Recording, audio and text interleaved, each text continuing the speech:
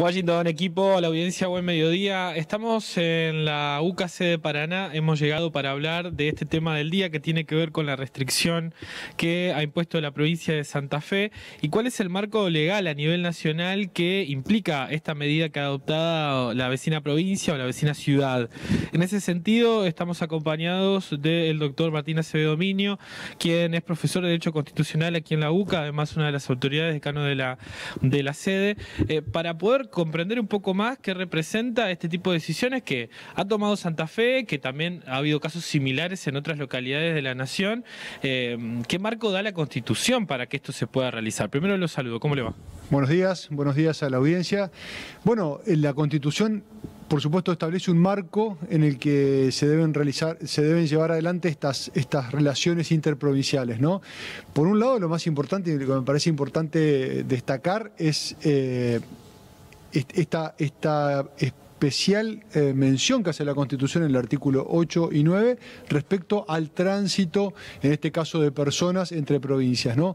Nada debería obstaculizar el tránsito. Por un lado, no deberíamos establecer aduanas internas, y por otra parte, los ciudadanos de una provincia deben tener el mismo tratamiento, los mismos derechos, los mismos privilegios en territorio de la otra provincia, ¿no? En este marco se da el federalismo argentino, porque por un lado está la autonomía de las provincias tienen un marco, digamos, una especie de esfera en la que pueden tomar algunas decisiones. Eso es la autonomía provincial y eso está reconocido y es parte del federalismo. Ahora, también es cierto que los ciudadanos de una provincia tienen los mismos derechos que tienen en la propia, en este caso en la vecina provincia, y cualquier establecimiento de obstáculos, en este caso sería una suerte de aduana sanitaria que estaría estableciendo Santa Fe para los ciudadanos entrerrianos.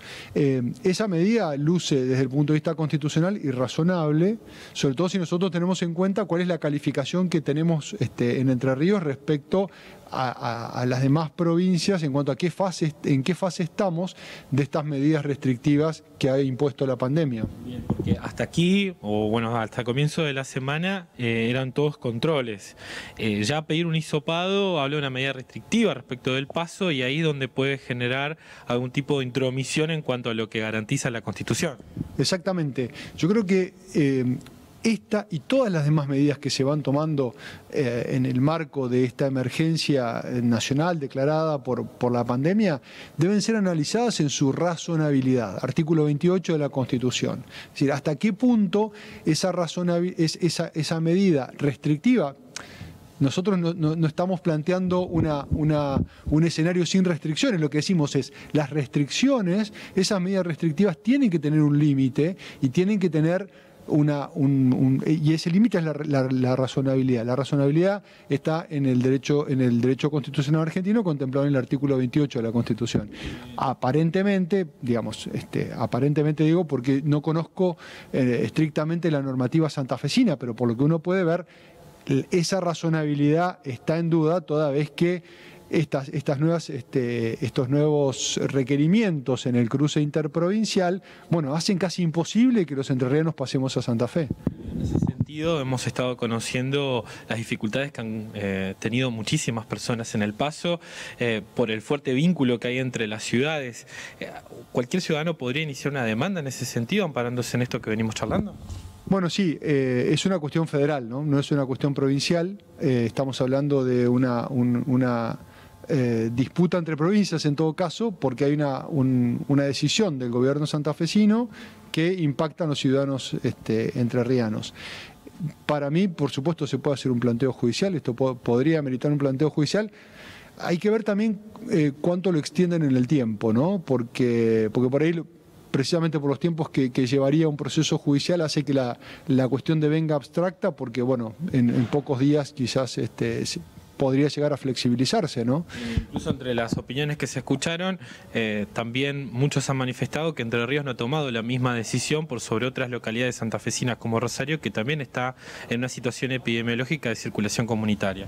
Bueno, en ese sentido, sí, claramente las decisiones de nuestra provincia en general, ¿no?, han sido digamos, no han sido tan restrictivas como en este caso las que toma la vecina provincia. Pero de todas maneras, a mí me parece destacable mirar siempre esta y todas las demás limitaciones a nuestros derechos constitucionalmente garantizados, me parece interesante la mirada desde la razonabilidad, ¿no? Bueno, ¿cuál es el objetivo? Y en base a ese objetivo, bueno, ¿es razonable la medida? ¿Es razonable la medida en cuanto a los derechos en juego, ¿no? Insisto, con esta y con todas las demás medidas que esta especial situación nos ha obligado a abordar. Porque entre otras complicaciones, realizar un hisopado derivado que muchas personas deriven en un efector privado y no público, porque es la única vía para poder obtener un resultado simplemente para poder garantizar el paso por la ciudad. Con el costo que eso conlleva también, ¿no? Es decir, y sobre todo en dos ciudades tan hermanadas como Paraná y Santa Fe, tan vinculadas, ¿no? Realmente esto no es una situación que se dé en forma esporádica, sino que, bueno, claramente esta es una cuestión de cotidianeidad y la afectación, por tanto, es permanente, ¿no? Dado el flujo de vínculos que tenemos. Otra observación que se ha hecho sobre las medidas que se han ido adoptando, esto tiene que ver con el ámbito nacional, es el decreto presidencial que habla de la prohibición de reuniones sociales y familiares. ¿Sobre esto también habla la Constitución en cuanto a los derechos de las personas?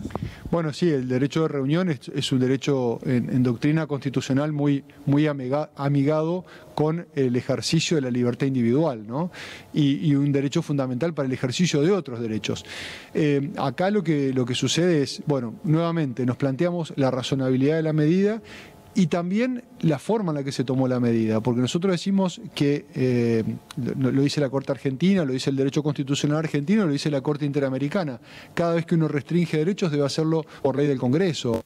Entonces, aquí fue una medida que se tomó por un decreto de necesidad y urgencia cuando el Congreso está en funcionamiento, con lo cual ahí estaría el primer obstáculo, ¿no? Es decir, bueno, fue una medida tomada por decreto, igual para todo el país, cuando, bueno, también ahí la razonabilidad nos obliga a pensar si todo el país, digamos, amerita una restricción de esa naturaleza, ¿no? Y después, bueno, la intensidad de la medida, ¿no?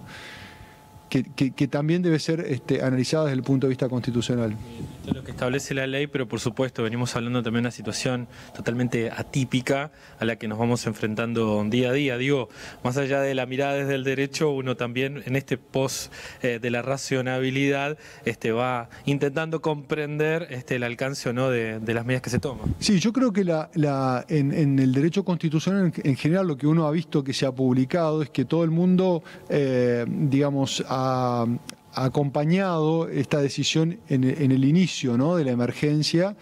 No hay discusiones sobre que la medida era el decreto de necesidad de urgencia, ¿no? En ese momento, cuando la incógnita o la incertidumbre era a nivel mundial, bueno, yo creo que quizás por primera vez en la historia argentina un decreto de necesidad de urgencia fue utilizado para eso, para una situación de necesidad y urgencia, ¿no? Ahora, ya hace de estos 150 días, ¿no? Entonces, también, a mi criterio, hubo tiempo para pensar